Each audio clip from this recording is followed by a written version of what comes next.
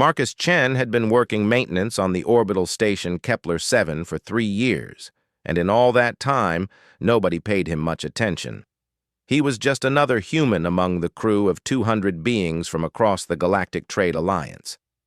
Every morning, he'd grab his toolkit and make his rounds through the station's endless corridors, fixing broken air recyclers, adjusting gravity generators, and keeping the lights on. The other species tolerated him well enough. The tall, blue-skinned Zentari considered humans barely above pets, clever enough to handle simple tasks but lacking the intelligence for anything important. The insectoid Kythera buzzed among themselves in their clicking language, occasionally pointing at Marcus with their antennae, and making what he assumed were jokes about his slow movements and soft exterior. Even the peaceful Valdris, with their flowing tentacles and gentle nature, treated him like a child who needed constant supervision. Marcus didn't mind. He'd learned long ago that being underestimated was often an advantage. While the other species competed for prestige and recognition, he quietly did his job and observed everything around him. He knew every corridor, every maintenance shaft, every security protocol on the station. Most importantly, he knew exactly how each alien species thought and moved. The trouble started on a Tuesday morning when the proximity alarms began screaming throughout the station. Marcus was deep in the lower engineering levels, replacing a faulty power coupling when the lights switched to emergency red. Through the station's speakers came the voice of Commander Zylik, a Zentari military officer who ran Kepler-7 security. "All personnel to emergency stations. We have multiple unidentified vessels approaching from the outer system.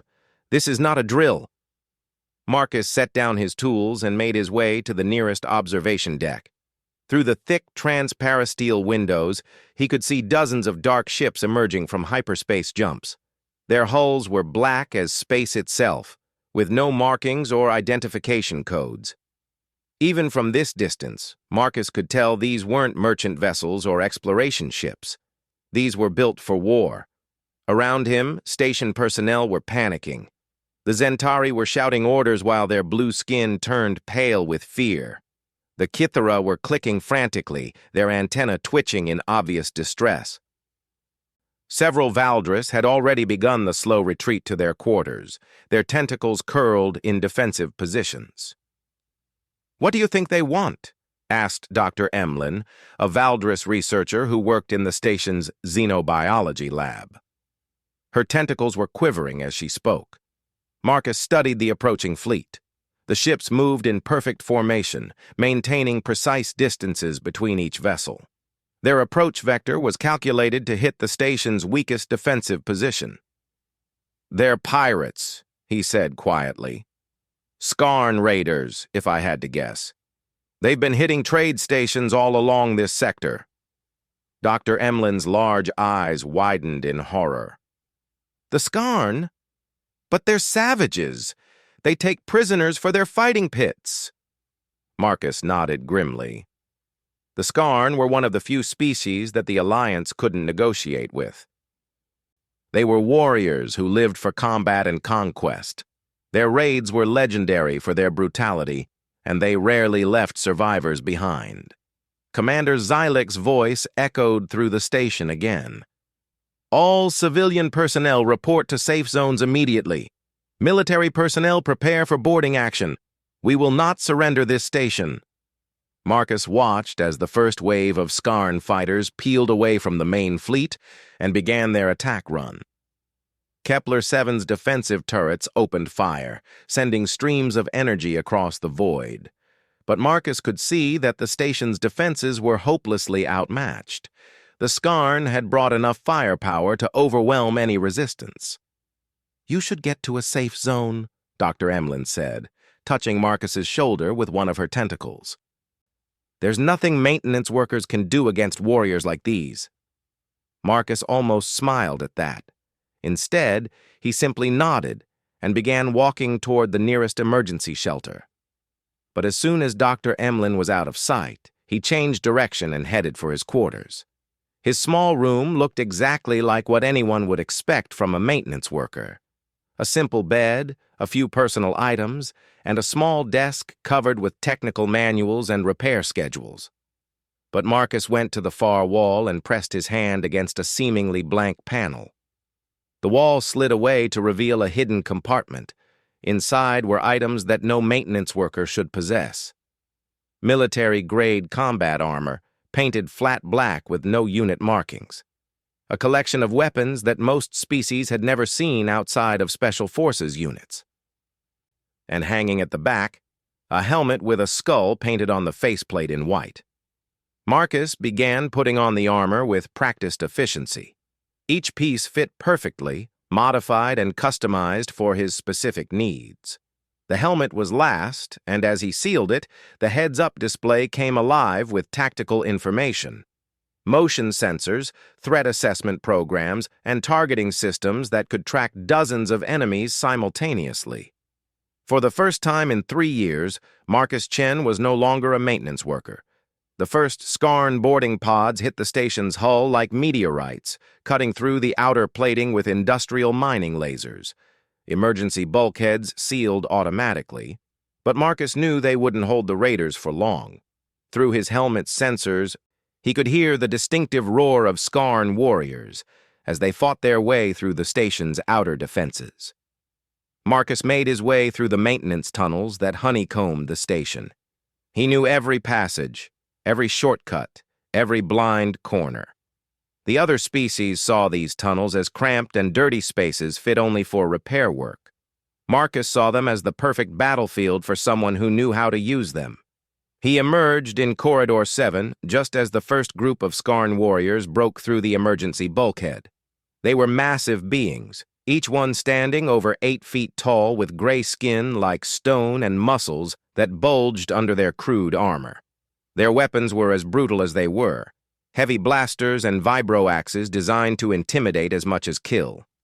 The lead Scarn, his face covered in ritual scars, looked around the corridor with satisfaction.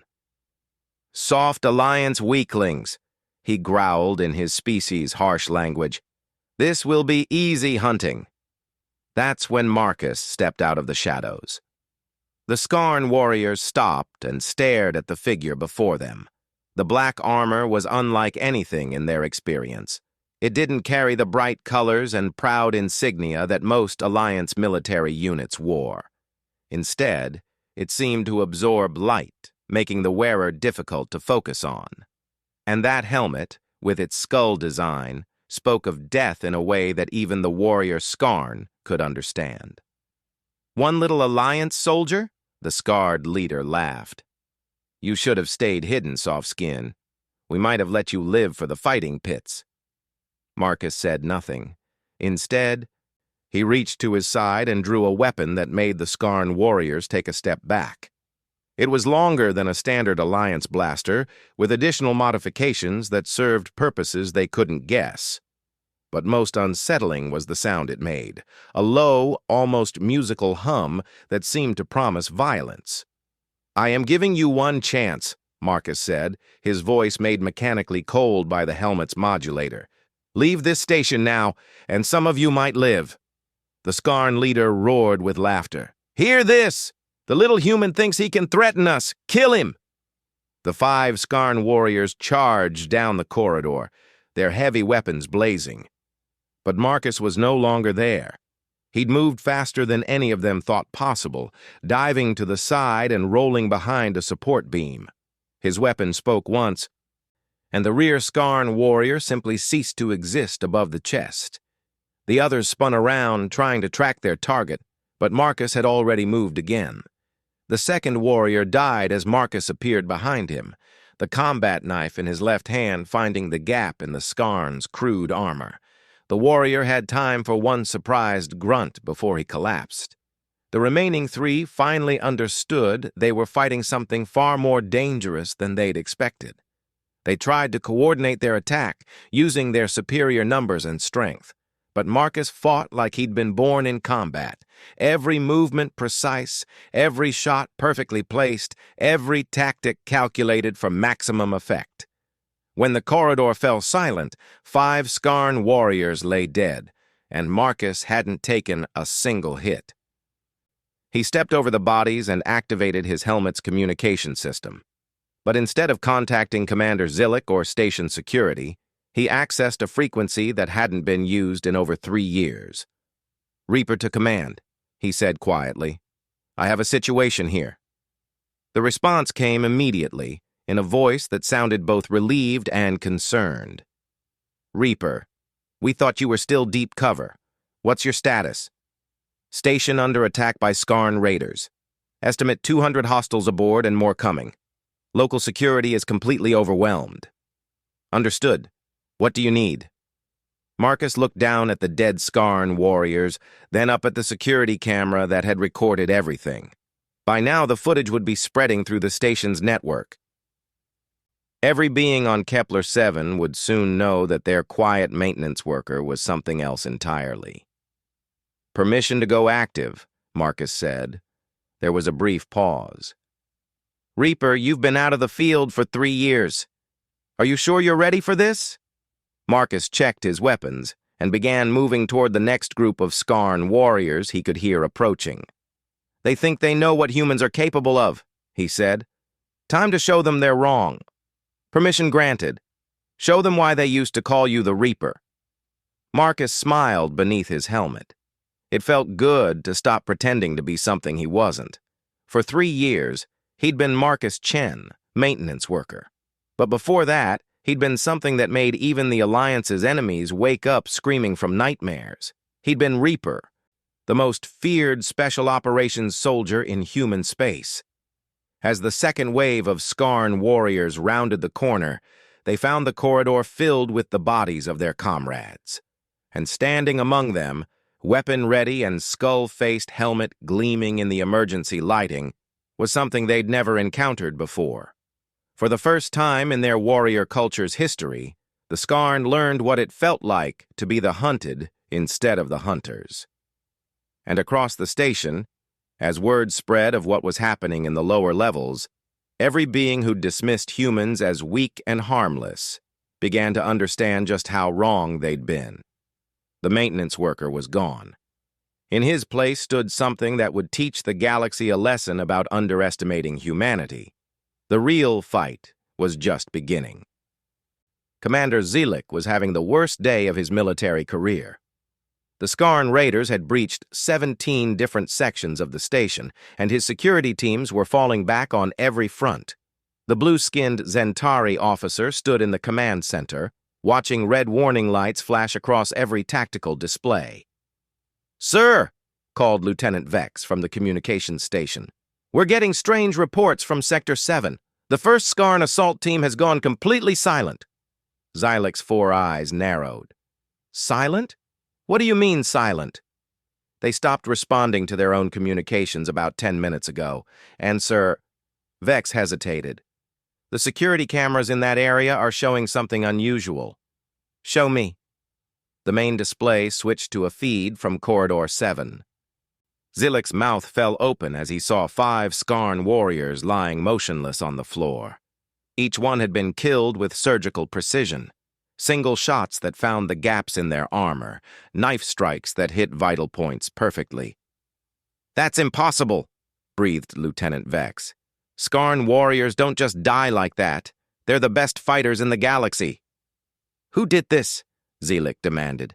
"Which of our security teams is in that sector?" "That's just it, sir. According to our records, no security personnel were assigned to that area. The only being listed in Sector 7 at the time was—" Vex checked his display. "Marcus Chen, maintenance worker." Zillick stared at his lieutenant as if he'd lost his mind. "A maintenance worker killed 5 Scarn warriors?" "The timestamp matches, sir." "And there's more." Vex switched to another camera feed. This one showed a figure in black armor moving through the station's maintenance tunnels with impossible speed and precision. The skull design on the helmet was clearly visible as the figure methodically hunted down Scarn raiders. Zillick felt his 3 hearts skip a beat. That armor, that helmet, that fighting style. He'd seen it before in classified Alliance military briefings. But it couldn't be possible. Those soldiers didn't exist anymore. The program had been disbanded years ago. "Get me everything we have on Marcus Chen," Zalek ordered. "Now." Meanwhile, 3 levels down, Marcus was giving the Scarn Raiders a brutal education in human warfare. He moved through the station like death itself, using every advantage the environment provided.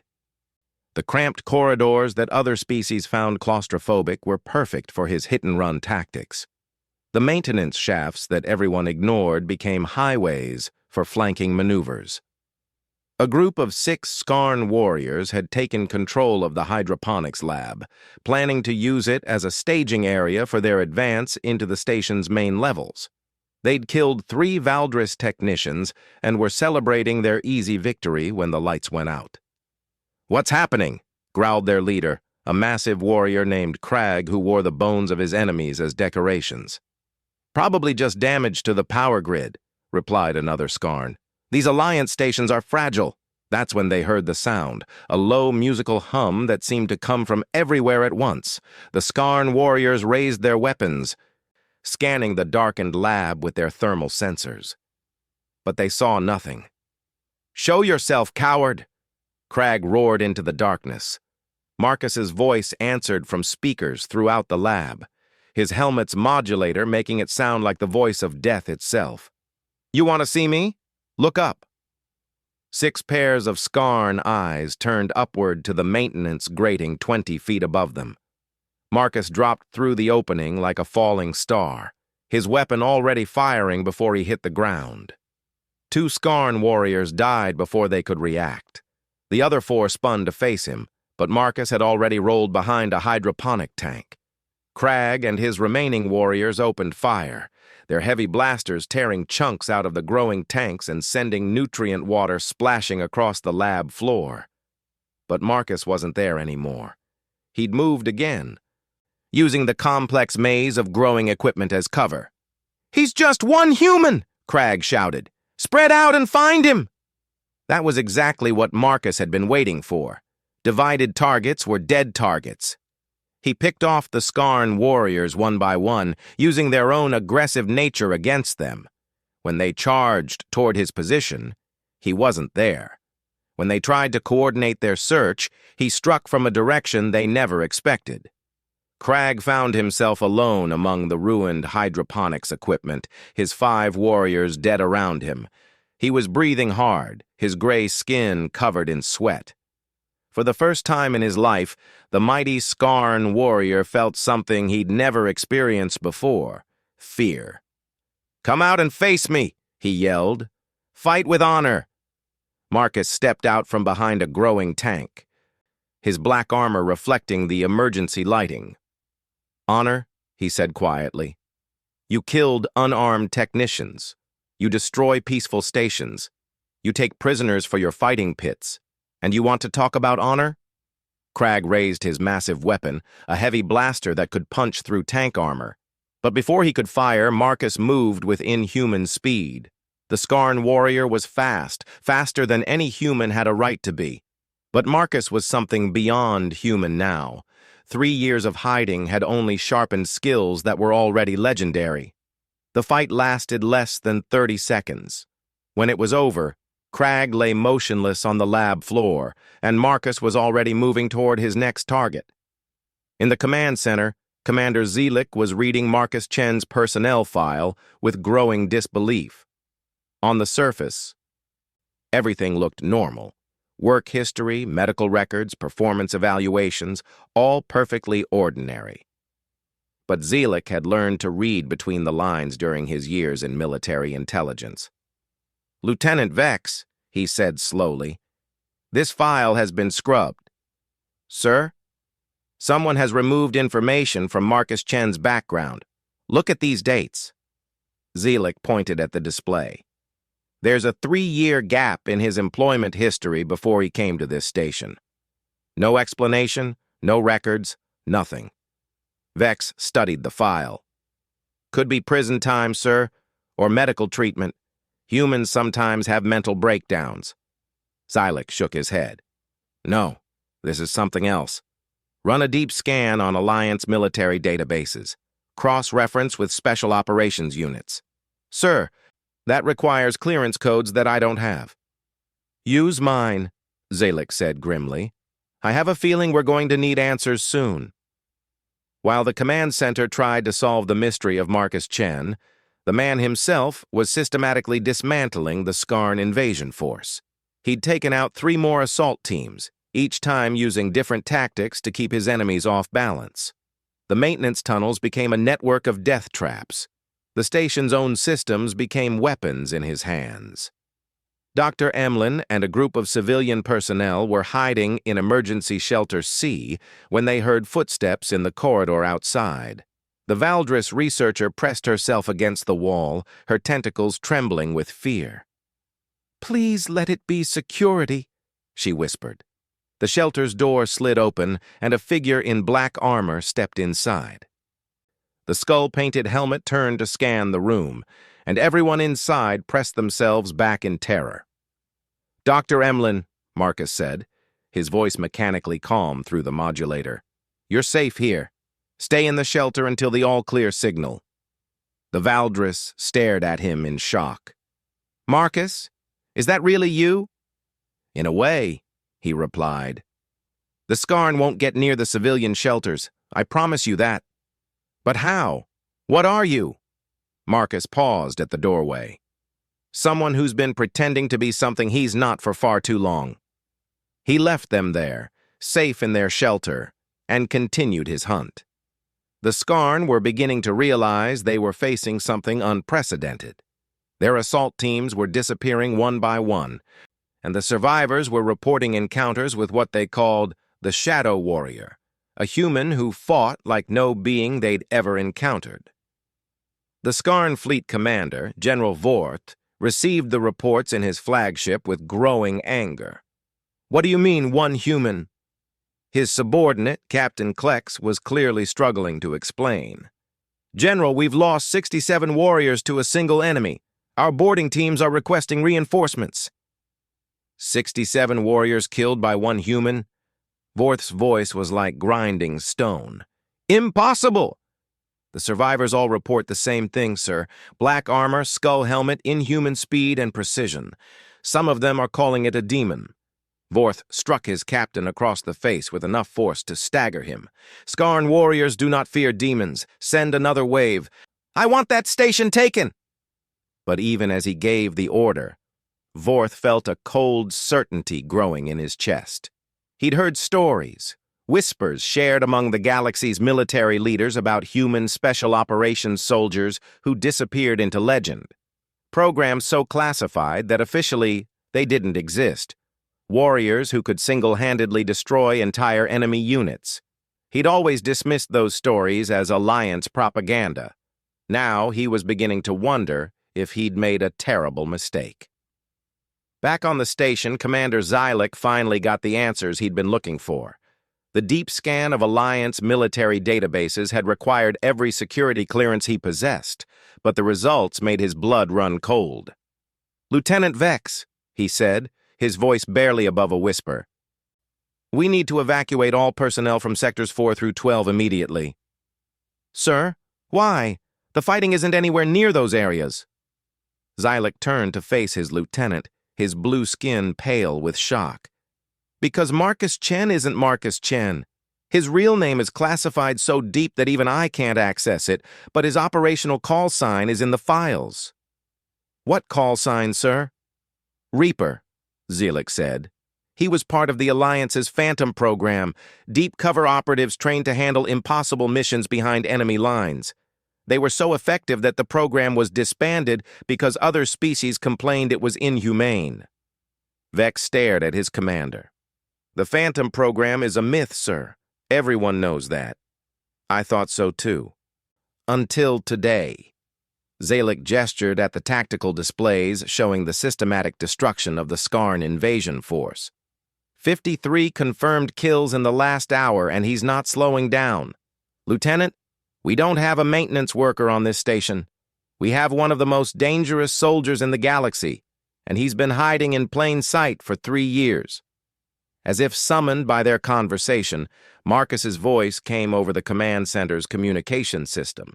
But this time, he wasn't using the maintenance channel. He was speaking on the military frequency reserved for station security. "Commander Zillik," the mechanically distorted voice said. "This is Reaper. I need to know the location of the Scarn fleet commander." Zillik hesitated for a moment, then activated his headset. "Reaper, this is Commander Zillik. General Vorth is aboard the flagship in the center of their formation." "Understood. I'm going to need a distraction." "What kind of distraction?" There was a pause, and when Marcus spoke again, there was something cold and final in his voice. "The kind that ends this war." General Vorth was growing desperate. His invasion force of 300 elite warriors had been reduced to less than 40 survivors, all because of one impossible human. The reports from his remaining teams painted a picture that challenged everything he thought he knew about warfare. "General," reported Captain Klex, his face bearing fresh wounds from another encounter with the Shadow Warrior. "Strike Team Gamma has been eliminated. The human appeared from nowhere, killed 7 warriors in less than a minute, then vanished again." Vorth slammed his fist against the command console of his flagship. The metal dented under the impact. "This is impossible. Humans are weak. They need numbers and technology to win fights." But even as he said it, Vorth knew he was lying to himself. The evidence was overwhelming. Somehow, the Alliance had created human warriors that defied every tactical doctrine the Scarn understood. "Sir," called his communications officer, "we're receiving a transmission from the station. It's on our private command frequency." Vorth's 4 eyes widened. "Our private frequency? How could they know that?" "The signal is coming from Sector 15, General. That's where we lost Strike Team Delta." With growing dread, Vorth activated the communication link. The voice that answered was mechanically distorted, cold as the vacuum of space. "General Vorth, this is the one your warriors have been dying to meet." "You!" Vorth snarled. "What are you?" "I'm what happens when you threaten innocent people," Marcus replied. "I'm what your species should have feared from the beginning, and I'm the reason your invasion ends now." Vorth laughed, though it sounded forced even to his own ears. "Brave words for someone hiding on a station. You may have killed some of my warriors, but I still have a fleet. I can reduce that station to scrap metal." "You could," Marcus agreed, "but you won't. And why not? Because in 30 seconds, you're going to have bigger problems." Vorth was about to demand an explanation when every alarm on his flagship began screaming at once. His tactical officer spun around from his station, terror written across his scarred face. "General, hyperspace signatures detected. Multiple Alliance warships dropping out of FTL." Through the bridge's viewports, Vorth watched in horror as 12 Alliance Navy ships materialized around his fleet. Heavy cruisers, destroyers, and at their center, a massive dreadnought that dwarfed his own flagship. "Impossible," he whispered. "The nearest Alliance fleet is days away." Marcus's voice came through the speakers again, and this time Vorth could hear something like satisfaction in the mechanical tone. "You're right. They were days away, until someone activated an old communication code that brings them running no matter what." On the station, Commander Zillik watched the tactical display with amazement. The Alliance fleet had appeared as if by magic, surrounding the Scarn raiders in a perfect attack formation. "How?" Lieutenant Vex whispered. "How did they get here so fast?" Zillik was studying the fleet composition, recognition dawning in his mind. "Those aren't regular Navy ships," he said slowly. "Look at the markings. No unit designations, no fleet numbers. These are Black Ops vessels." The dreadnought at the center of the formation was broadcasting on all frequencies now, its message echoing across both fleets. "Scarn vessels, this is Admiral Stone aboard the ANS Retribution. You have exactly 1 minute to surrender or be destroyed. This station is under the protection of the Alliance Special Operations Command." Vorth stared at the transmission in disbelief. Special Operations Command? But they don't exist. Oh, we exist, came a new voice over the channel. This one was female, calm and professional. We've just been very good at staying invisible, until someone activated a priority alpha distress call. Marcus's voice joined the conversation. Admiral Stone, this is Reaper. Station is secure. Minimal civilian casualties. Copy that, Reaper. Good to have you back in the field, soldier. Vorth's mind reeled as the pieces fell into place. The human maintenance worker wasn't just some random killer. He was part of something vast and terrifying, a shadow organization within the Alliance military that operated beyond the knowledge of most species. You have 30 seconds to surrender, Admiral Stone's voice continued, or we demonstrate why attacking our people is considered a fatal mistake. General Vorth looked at his tactical display. 12 Alliance warships against his remaining 8 vessels, with his boarding force decimated and trapped on the station. For the first time in his military career, the proud Scarn warrior felt true fear. We surrender, he said quietly. Louder, General. I want all your ships to hear it. Vorth closed his 4 eyes in shame. All Scarn vessels, this is General Vorth. Stand down. We surrender. The Alliance fleet moved with practiced precision, disabling the Scarn ship's weapons and taking them into custody. But Marcus wasn't finished. He had one more message to send. Throughout the station, every speaker crackled to life with his mechanically distorted voice. But this time, he wasn't speaking to enemies. He was addressing every being who had lived and worked alongside him for 3 years. Attention all station personnel. This is Marcus Chen, maintenance worker. You knew me as someone who fixed your broken equipment and kept your lights on. That was true, but it wasn't the whole truth. In Emergency Shelter C, Dr. Emlyn pressed closer to the speaker, her tentacles wrapped tightly around herself. My real designation is Reaper, Special Operations Command. For 3 years, I've been on deep cover assignment monitoring this sector for threats to Alliance security. Today, that assignment ended.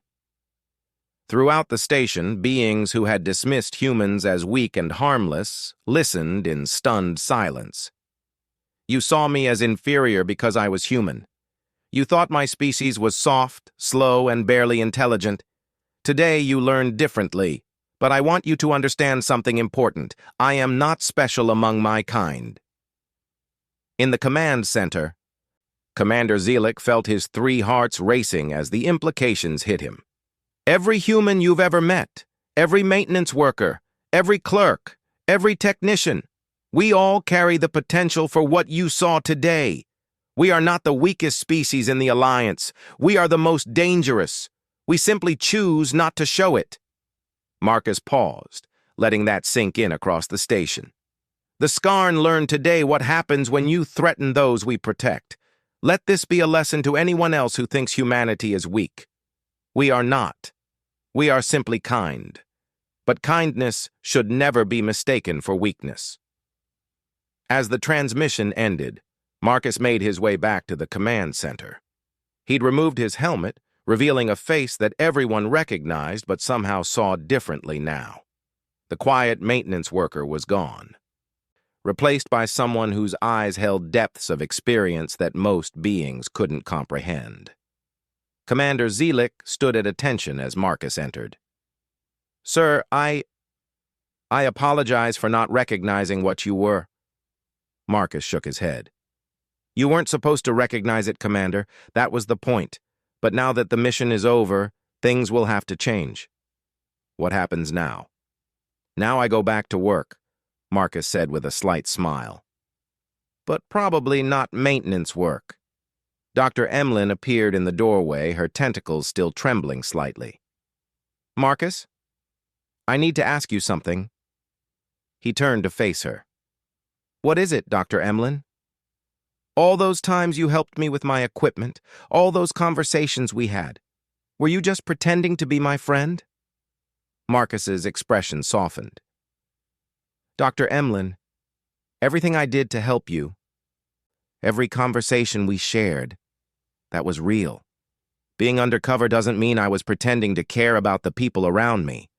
It just meant I couldn't tell you everything about who I was. She studied his face for a long moment. The human who fixed my research equipment and listened to my problems, is he still there? He's still here, Marcus assured her. He's just not the only part of me anymore. Admiral Stone's voice crackled over the command center speakers. Reaper, report to Docking Bay 7 for extraction. Marcus nodded to himself, then turned to address everyone in the room. Commander Zelik, you have a station to repair. Dr. Emlyn, you have research to continue. Lieutenant Vex, you have reports to write that no one will believe. He started toward the door, then paused. But remember what you learned today. Humans aren't what you thought we were. We never have been. As Marcus walked through the station's corridors for the last time as a maintenance worker, beings pressed themselves against the walls to let him pass. But it wasn't fear that moved them.